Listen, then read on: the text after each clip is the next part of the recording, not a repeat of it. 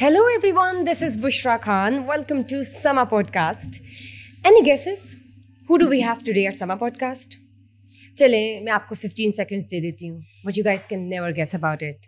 Because today on set we have one of the most beautiful women, talented TV host, anchor, highly professional in her field, well educated, and of course she's continuing her legacy, daughter of veteran well-known TV artists. And yes, do you even know further? The kind of journalism she has chosen as an anchor, as a field, is actually one of the most complicated.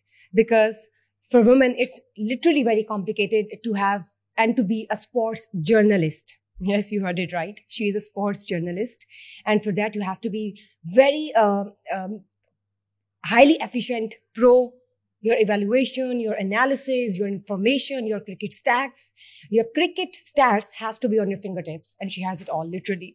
She is a very, I would say, well-educated lady, and I'm so inspired. Let's welcome Savera Pasha. Thank you. Thanks a lot.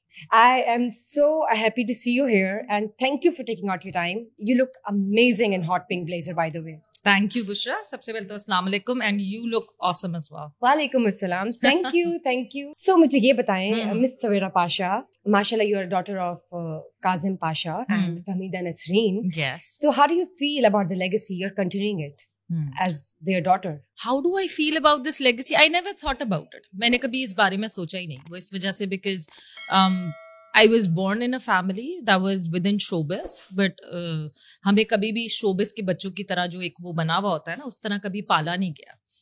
We were brought up very down to earth way.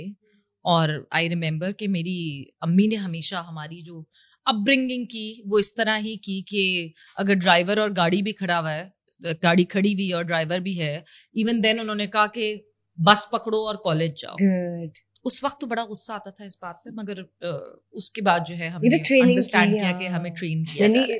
पता चलता है माशाल्लाह कि you are very well groomed and your family is obviously, उन्होंने बिल्कुल भी ये कभी इस चीज को नहीं यूज किया एज अ टूल.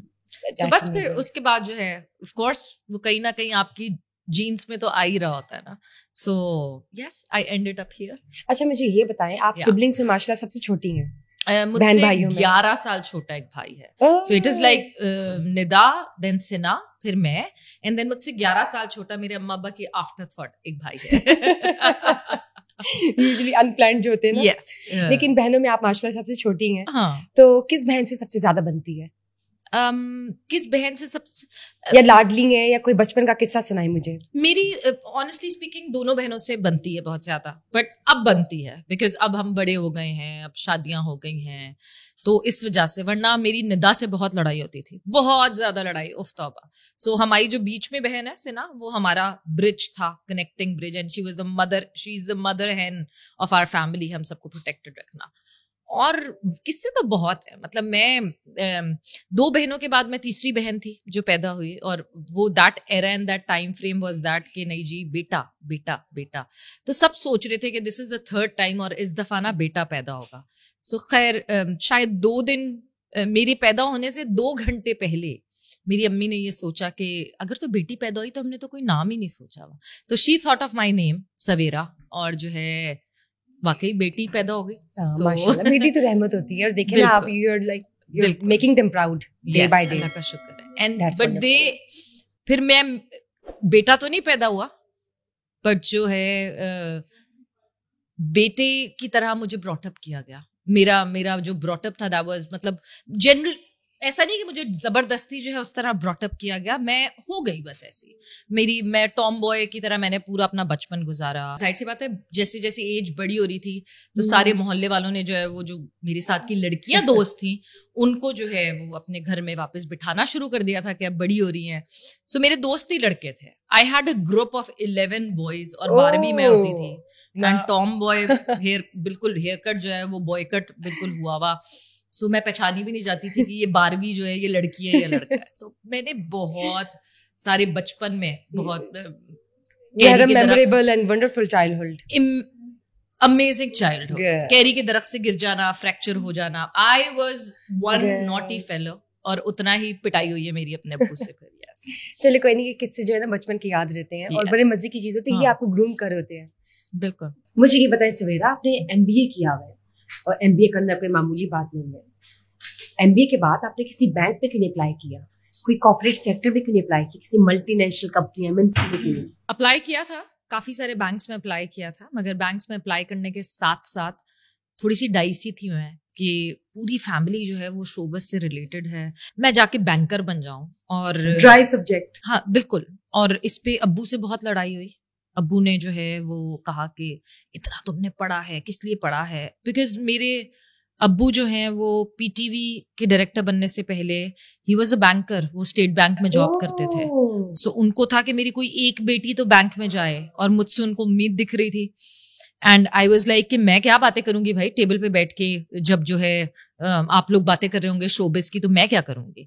तो खैर 3 दिन कोई हमारी लड़ाई रही, भूख हड़ताल भी हुई बीच में, कुछ ऐसा भी हुआ, मगर ये कि इवेंचुअली फिर मैंने ये डिसाइड किया कि वन फाइन डे मैं उठूंगी और उठ के अगर मैं ये जो भी चीज मेरे सामने आएगी, बिकॉज मैंने इंटरव्यूज दिए हुए थे एक बैंक के लिए, मैं बहुत बड़े बंच में से 3 लोग सिलेक्ट हुए थे और उन तीनों में मैं आ गई थी, मेरा नाम आ गया था।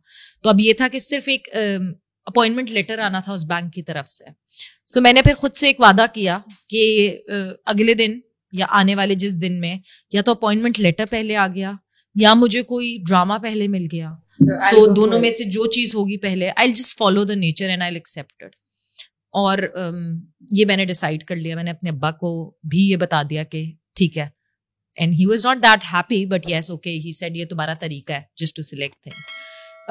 अगले ही दिन मेरी कोई तकरीबन दोपहर 11 बजे जो है वो अब्बू, मुझे कॉल आती है और वो अब्बू की कॉल होती है। एंड पापा कहते हैं कि अब कोई अपने ना 3-4 शलवार कमीजें सादी सी लेकर और फौरन टीवी पहुंचो। तो पता चला कि उनकी कोई एक एक्ट्रेस थी, एक कैरेक्टर था जो वो आई नहीं थी और वो भाग गई थी और उसका सेट लगा हुआ था वहां PTV में। तो I had to fill in, और वो घर की मुर्गी दाल बराबर, तो घर में वो करना है ना। सो जब वो मैंने पूरा कर लिया, वो दिन गुजार लिया, और रात को वापसी में जब गाड़ी में बैठ के अब्बू के साथ घर आ रही थी, तो मैंने अब्बू से कहा अब्बू मेरा डिसीजन हो गया। कौन सा डिसीजन? मैंने कहा आपने खुद ही मुझे बुला लिया एक्टिंग करने के लिए, तो yes, so showbiz is what I am picking now. और नहीं नहीं नहीं नहीं ये कोई बात नहीं होती, फलाना नहीं होता। खैर मैं जब घर गई तो that appointment agreement was there but they got late, and वरना मैं बैंकर होती और मैं 9 to 5 कर रही होती, जो मैं बिल्कुल अब हमें पता नहीं चलता कि एक इतना बड़ा टैलेंट छुपा रहा है बैंक में कहीं, इमेजिन डेस्क के पीछे बैंक की क्रिकेट कवर कर रही होती।